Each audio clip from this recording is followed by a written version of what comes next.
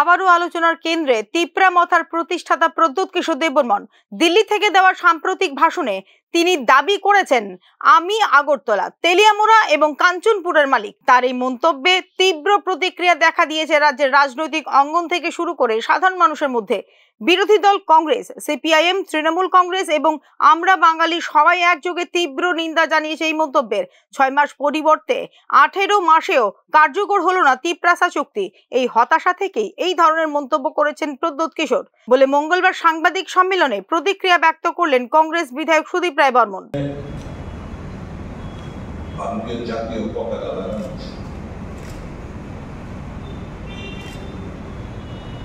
অবিশ্বাস ওনার সংবিধানের প্রতি আস্থা আছে।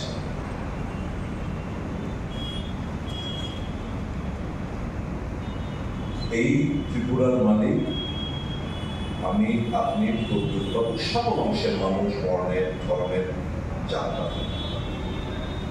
এই দেশ আমাদের, ত্রিপুরা আমাদের, প্রত্যেকটি মানুষের।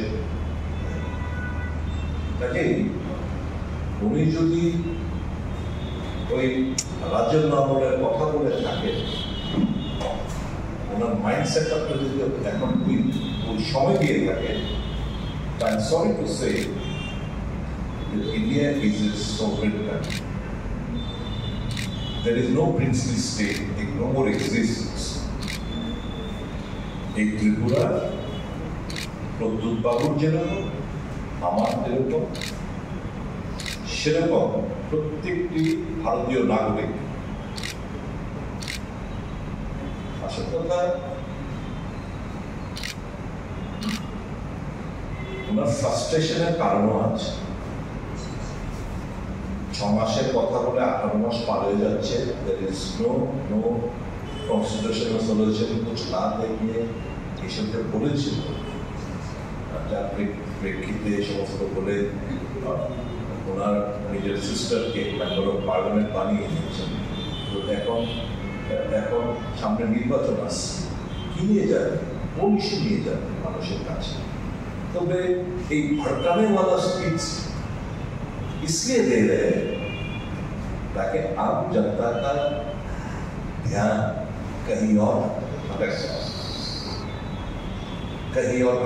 126তম সংবিধান সংশোধন বিল পার্লামেন্টে পাশ করে তা অবিলম্বে লাগু করার জন্য তার লড়াই করাই উচিত বলে মন্তব্য ত্রিপুরা প্রদেশ কংগ্রেসের। तो मैं प्रद्योৎ बाबू के साथ बिल्कुल हूं जहां तक ये सवाल है कि मोर इम्पोर्टेंट थिंग्स আমাদের কংগ্রেসের দাবি 125th amendment bill immediately passed for that. Pradyut Babu and all political parties put pressure on the central government who are delaying the passage of 125th amendment bill in the parliament.